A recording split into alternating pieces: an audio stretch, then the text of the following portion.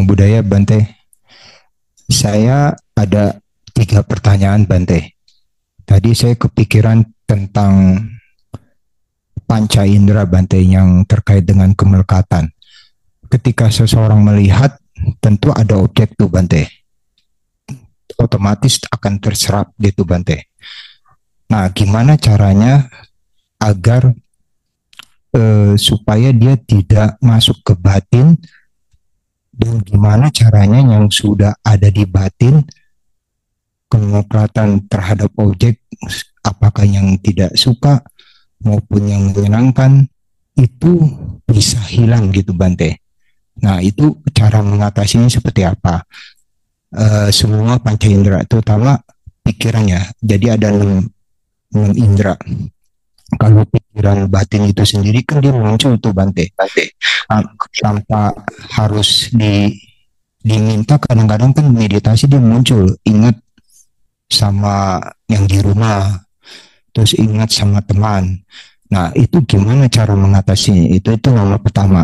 Yang kedua, yang saya dengar kalau ketika meditasi, kan yang saya dapat informasi dari Romo atau dari mana, itu kan kalau meditasi ada nimitta.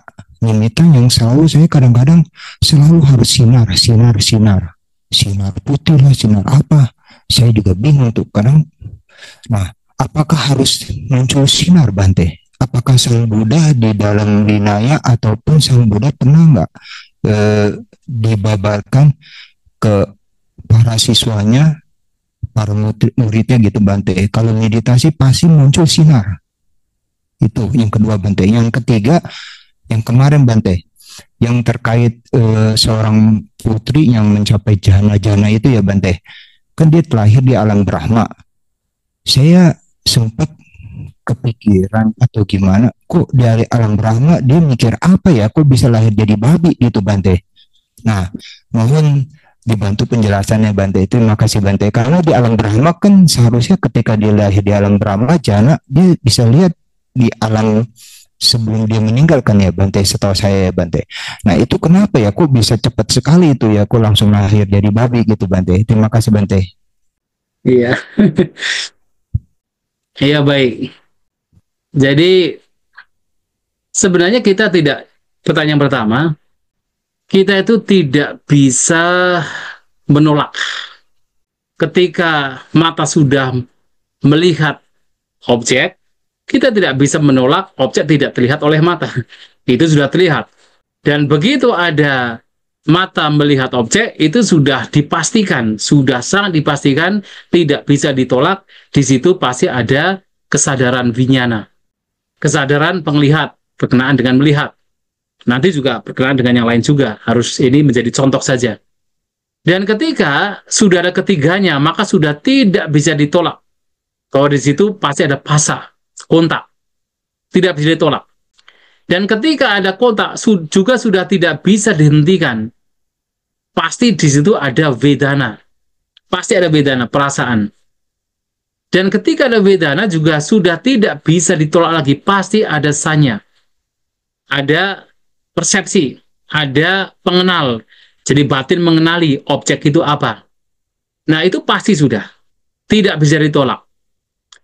Nah, sehingga dari pengenalan tersebut, maka muncullah berbagai macam pikiran berkenaan dengan objek yang dilihat. Tetapi sampai saatnya itu nggak bisa ditolak, nggak bisa dihindari artinya. Karena bahkan di dalam yang tadi saya sampaikan, bahwa di dalam semua cita itu ada 7 yang akan muncul di semua cita. Nah, vedana sanya itu akan muncul di semua cita. Artinya semua bentuk kesadaran itu pasti ada vedana dan sanya. Nggak bisa dihentikan. Maka sebenarnya yang paling penting itu bukan masalah pengalaman itu harus dihentikan atau tidak. Yang terpenting adalah bagaimana dalam setiap pengalaman tersebut seseorang memahami apakah dalam pengalaman tersebut ada kotoran batin atau tidak ada kotoran batin. Kalau dalam pengalaman tersebut ada kotoran batin, maka seseorang harus melenyapkan kotoran batin yang muncul. Kalau dalam pengalaman tersebut tidak ada kotoran batin, ya berbahagialah. Kembangkan apa yang baik dalam batin tersebut. Tapi kalau dalam pengalaman tersebut sudah memunculkan misalnya nafsu keinginan untuk menikmati apa yang menyenangkan misalnya, tadi ini berkenaan dengan mata, tapi kalau sudah berkenaan dengan pikiran, salah satunya adalah objeknya ingatan. Ternyata yang muncul adalah ingatan yang baik. Kemudian muncul keinginan kembali untuk menikmati ingatan-ingatan yang atau peristiwa-peristiwa yang lampau yang baik. Atau kalau yang muncul adalah ingatan yang buruk, muncul trauma, kebencian, iritasi, ketidaksukaan. Itu adalah kotoran batin. Nah, ketika kotoran batin itu muncul, itu harus dikenali sebagai kotoran batin dan harus diupayakan untuk dilenyapkan. Itu yang terpenting. Maka dalam praktik pengembangan batin, saya pikir kemarin sudah saya sampaikan, ada 3 yang tidak bisa dipisahkan. Dalam jalan mulia punca 8 ada 3 faktor yang tidak bisa dipisahkan ketika orang mengembangkan batin. Yang pertama adalah samadhi, pandangan yang benar. Yang kedua adalah samasati, perhatian benar. Yang ketiga adalah samavayama, daya upaya benar. Nah, 3 ini tidak bisa dipisahkan. Dan ini harus dimunculkan. Kalau hanya satu saja yang muncul, itu tidak lengkap. Tidak membawa kepada pengembangan batin. Nah, contohnya bagaimana? Dalam proses kita itu berpikir, yang muncul karena kita melihat, kita mendengar, kita membaui, kita merasakan, kita bersentuhan, termasuk kita berpikir. Di situ, pertama yang harus kita miliki adalah sati, perhatian, kewaspadaan. Nah, sati ini yang akan kemudian mengenali atau mendeteksi apa yang saat ini sedang terjadi pada batin saya. Apa yang saat ini sedang terjadi pada pengalaman saya. Mendeteksi kemunculan apapun fenomena yang sedang terjadi. Nah, kemudian samadhi atau pandangan benar yang juga adalah kebijaksanaan akan mengenali, oh ini pikiran yang buruk, oh ini pikiran yang baik, oh ini merugikan, oh ini bermanfaat. Nah, ini akan mengenali. Seperti tadi, oh muncul kemarahan, karena ada sati maka diketahui ada kemunculan fenomena. Kemudian diketahui oleh kebijaksanaan, ini adalah kemarahan. Ini adalah pikiran yang tidak baik. Ini adalah pikiran yang buruk yang mesti dilenyapkan. Oh muncul keinginan untuk menikmati kembali. Ini adalah keserakahan. Ini adalah pikiran yang buruk. Ini adalah sebab penderitaan. Itu adalah fungsi dari samadhi atau kebijaksanaan. Tapi kalau hanya itu saja nggak cukup. Harus ada faktor yang ketiga, yaitu adalah samavayama, daya upaya yang benar. Nah, seseorang apa? Mengupayakan agar pikiran-pikiran yang buruk yang sedang muncul, yang dideteksi oleh sati, dikenali oleh samadhi, oleh kebijaksanaan, kemudian diupayakan untuk dilenyapkan.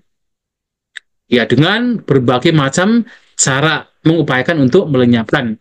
Apakah dengan kembali melakukan perenungan terhadap bahaya dari pikiran buruk tersebut, atau kemudian kalau meditasi menggunakan objek keluar masuknya nafas, langsung kembali kepada keluar masuknya nafas, apapun caranya, itu harus diupayakan untuk dilenyapkan.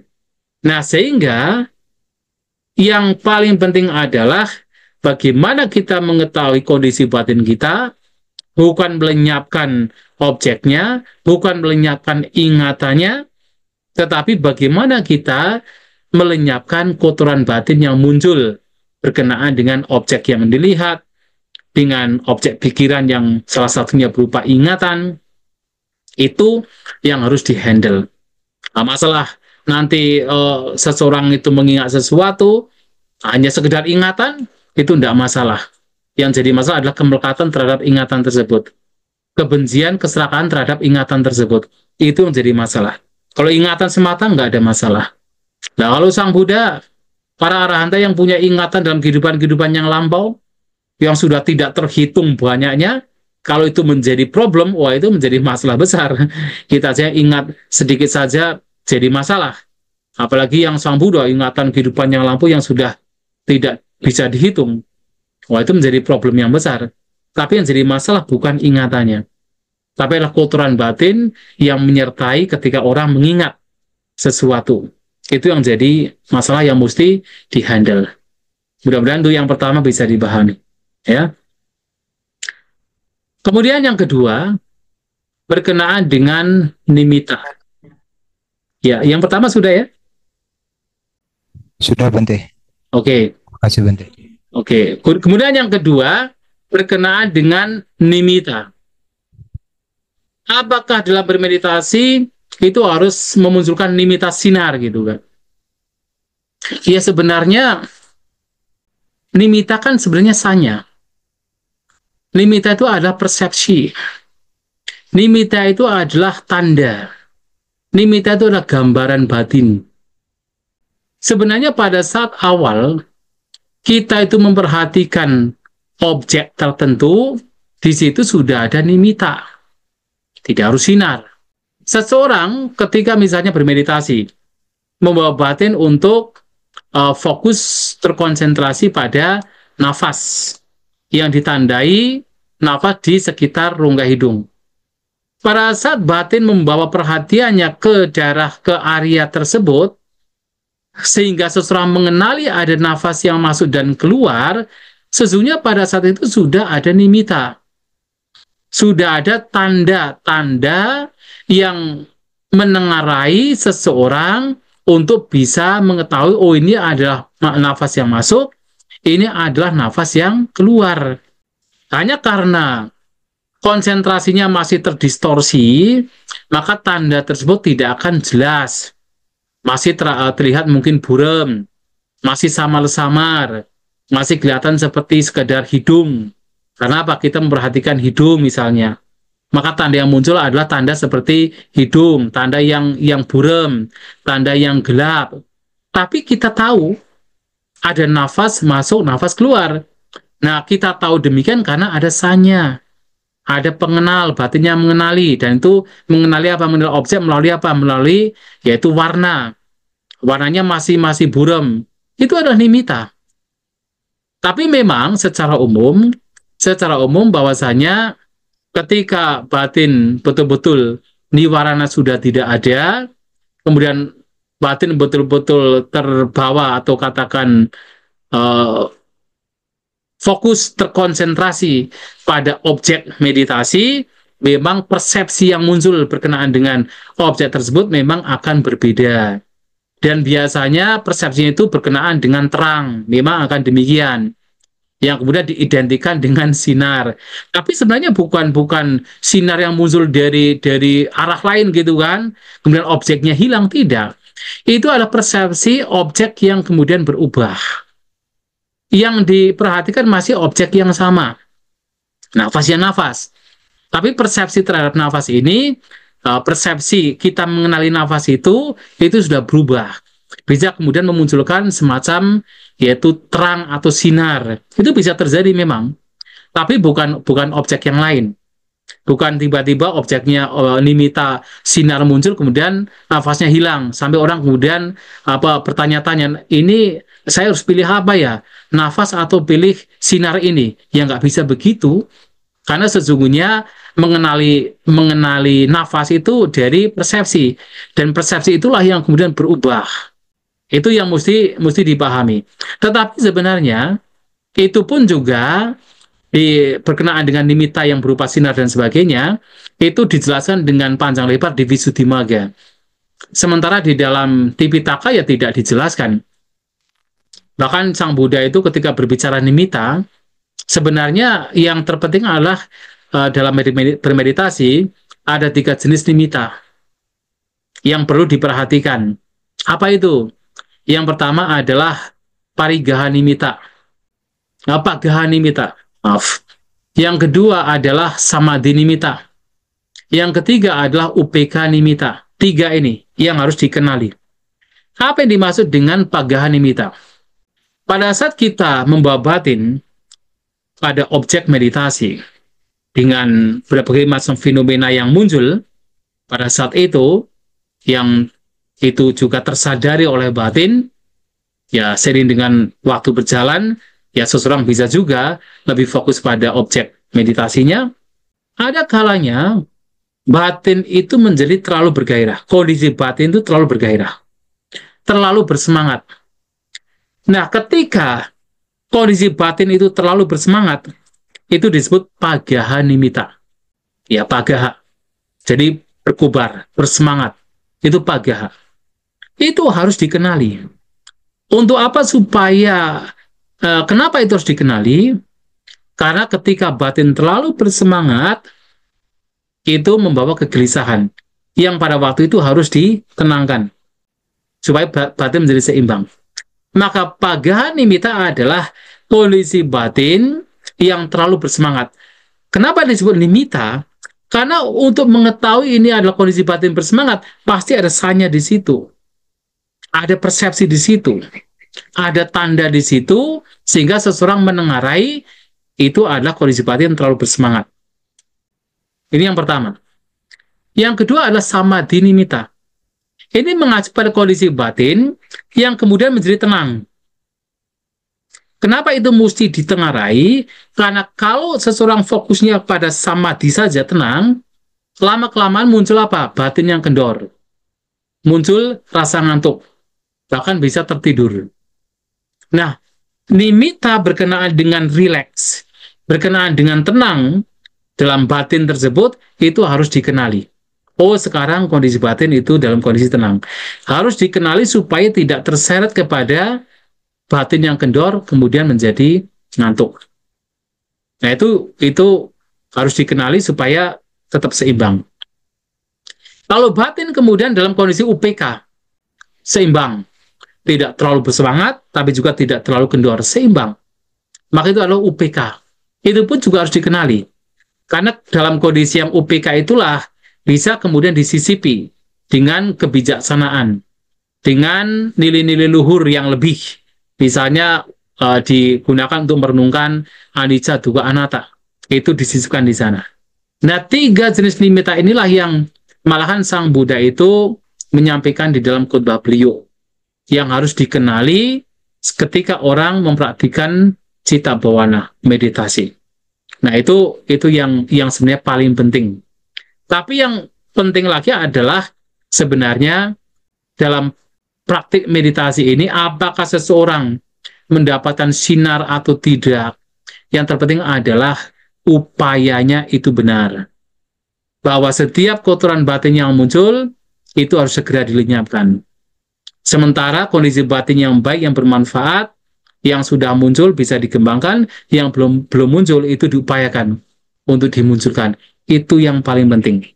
Nah, sehingga dengan kondisi batin yang semakin refine, semakin bersih dari ya rintangan-rintangan batin, yang memungkinkan berbagai macam pengalaman yang lain itu akan terjadi.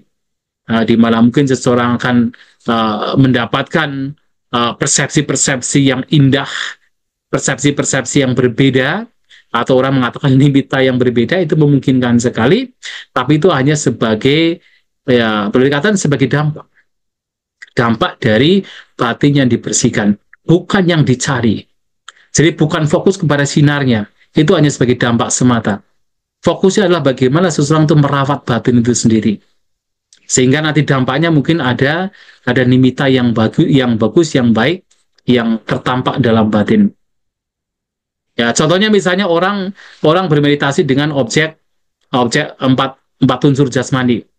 Ketika 5 rintangan batin itu mulai lenyap, ya persepsi terhadap jasmani itu akan berubah menjadi seperti, ya mungkin seseorang bisa mengalami di mana melihat jasmani seperti semuanya putih. Kemudian lama-kelamaan menjadi putihnya semakin putih terang, lama-kelamaan bisa menjadi seperti hanya sekedar angkasa yang ada seperti getarannya. Nah, itu bisa terjadi demikian. Seperti apa, balok es yang terang, yang putih, yang bukan putih, yang bening, itu bisa terjadi. Tapi itu muncul karena adalah batin yang bebas dari 5 rintangan batin. Karena memang ini adalah persepsi dari batin yang sudah mulai refining. Bisa terjadi demikian. Tapi itu bukan yang utama. Itu hanya dampak semata. Yang utama adalah merawat batin itu sendiri. Itu yang paling utama. Kemudian bagaimana ya? Ini mudah-mudahan sudah jelas ya untuk yang nomor 2. Yang 3, kenapa kok sudah lahir sebagai Brahma, tiba-tiba lahir sebagai seekor babi ya? Karena masalahnya adalah ini kelahiran sebagai Brahma ini kan sebenarnya buah dari perbuatan, ya, buah dari perbuatan. Sehingga lahir di sana itu hanya menerima buah. Dan ketika buahnya sudah habis, maka perbuatannya lampau itulah sebelum terlahir sebagai Brahma itulah yang kemudian menentukan. Oh, ternyata yang lampau itu ia banyak melakukan kejahatan, makanya dia pernah jadi terlahir sebagai ayam. Nah, sehingga begitu lahir dengan perbuatan yang lampau itulah, sehingga dia terlahir sebagai seekor babi. Ini salah satu contoh. Contoh lainnya juga ada. Ada sekelompok bidadari, ada satu dewa dengan dikelilingi oleh 1.000 bidadari, sedang bermain di taman kedewaan. Ternyata yang 500 meninggal. Begitu meninggal, lahirnya di alam neraka. Kenapa bisa demikian? Padahal mereka itu dari alam dewa surga. Kenapa bisa demikian? Karena apa? Mereka dilahirkan di alam surga itu menerima buah karma. Nah, sehingga ketika kemudian tidak pernah melakukan kebaikan dan mereka meninggal atas dasar kebajikan yang perbuatan yang lampau. Ternyata banyak perbuatan buruk yang pernah dilakukan. Begitu meninggal, pikiran terakhir itu adalah ingatan terhadap keburukan yang pernah dilakukan. Neraka. 500 bidadari masuk neraka. Nah, bisa terjadi demikian. Ya. Jadi memungkinkan, makanya kan kelahiran itu sesuatu yang tidak pasti. Bahwa kelahiran di masa mendatang itu tidak pasti. Kita berpikir kalau kita itu pasti lahir di alam yang bahagia, tetapi ternyata tidak juga. Kita bisa dilahirkan di alam menderita. Ya, hanya kemudian ketika seseorang mencapai sotapana, maka sudah tidak ada kekuatan lagi untuk bisa dilahirkan di alam yang rendah atau alam apaya. Tapi sebelum itu, kekuatan dari karma yang lampau itu memungkinkan seseorang dilahirkan di alam yang menderita. Ya, Ya, makasih Bante. baik.